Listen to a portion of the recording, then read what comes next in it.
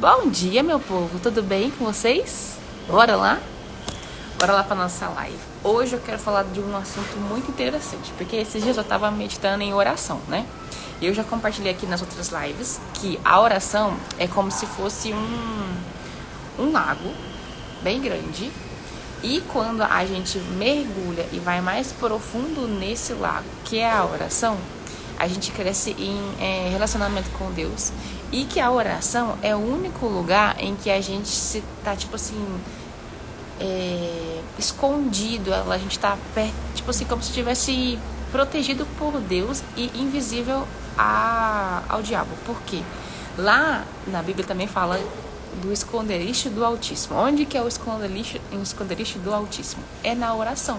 Então, quando a gente mergulha nesse lago, nesse oceano, que é a oração, e a gente vai mais profundo, a gente fica invisível. A gente não, as forças do mal, o diabo não consegue enxergar a gente. E é o mesmo que acontece lembra de ontem que a gente falou, tipo, estar nas mãos de Deus, que é o lugar mais seguro, que ali a gente está protegido, mas que a qualquer momento a gente pode decidir sair desse lugar seguro e estar suscetíveis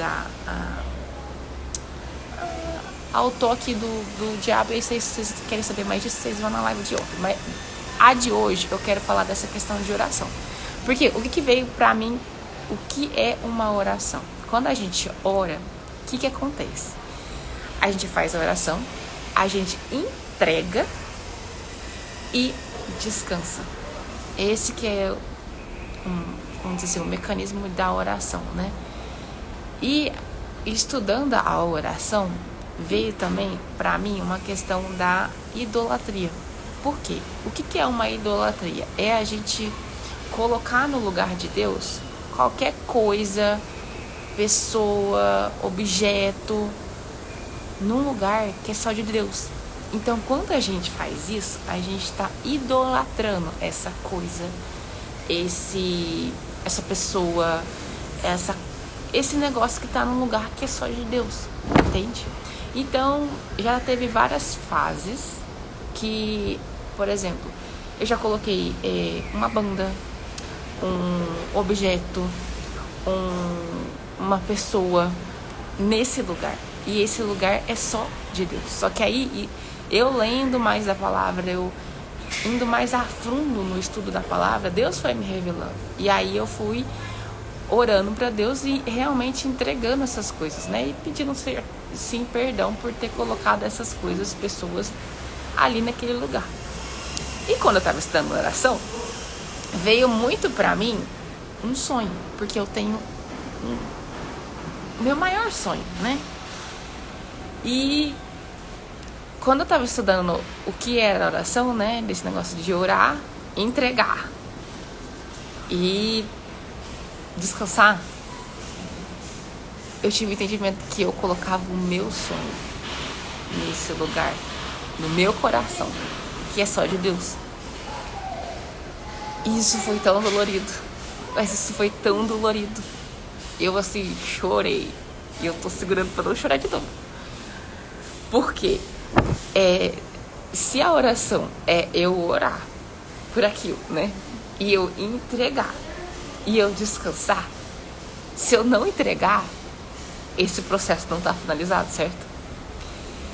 E eu coloquei o meu sonho nesse lugar, porque quando você tem um grande sonho, eu entendi que se eu vou orar por esse meu sonho e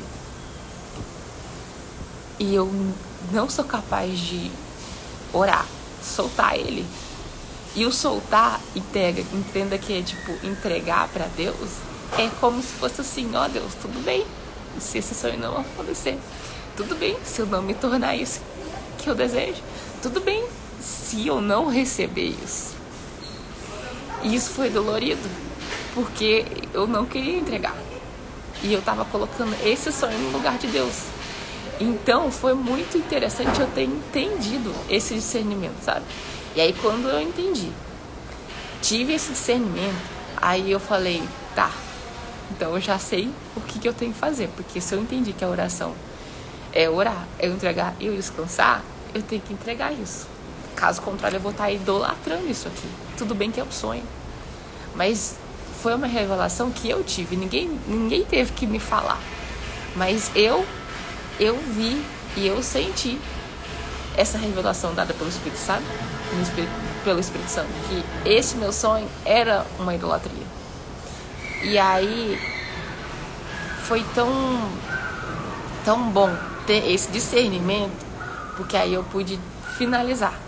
Foi dolorido, mas eu pude finalizar esse ciclo, né? De orar, entregar e descansar. Então, e aí, outro dia eu tava lendo essa passagem aqui, né? Que fala da idolatria, né? Que tá em Ezequiel 14:4, que fala assim: ora, diga-lhe assim diz o soberano, o Senhor. Quando qualquer israelita erguer ídolos no seu coração e puser um tropeço ímpio diante do seu rosto, e depois for consultar um profeta, eu, o Senhor, eu mesmo responderei a ele conforme a sua idolatria. O que eu mais gostei de saber é, tipo, erguer um ídolo no seu coração.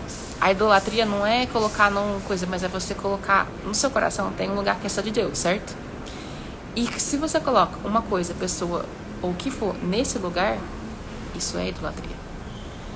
E aí na minha cabeça era só um objeto, uma pessoa, uma coisa, um amuleto, tem de tudo, né? Tem gente que coloca tipo dinheiro, mas eu ainda não tinha discernimento de ter colocado um sonho nesse lugar, que é só de Deus. E aí quando você coloca aqui, e quando ele colocou assim, erguer ídolos em seu coração, então é algo que você, dentro do seu coração, você coloca nesse lugar que é só de Deus. E aí qual que é o processo? Você orar, você entregar isso realmente para Deus. E realmente ao entregar é falar, tipo, ó, tudo bem se isso não acontecer. Tudo bem se o que eu mais quero, que é isso que tá ocupando o seu lugar, não vier acontecer. E aí você realmente consegue descansar. Então, que você pare para refletir que são as coisas, o que pode ser uma coisa que você está colocando, erguendo, né? E colocando nesse lugar do seu coração, que pertence só ao Senhor, que pertence só a Deus, mas que está ocupando um lugar que não é dele.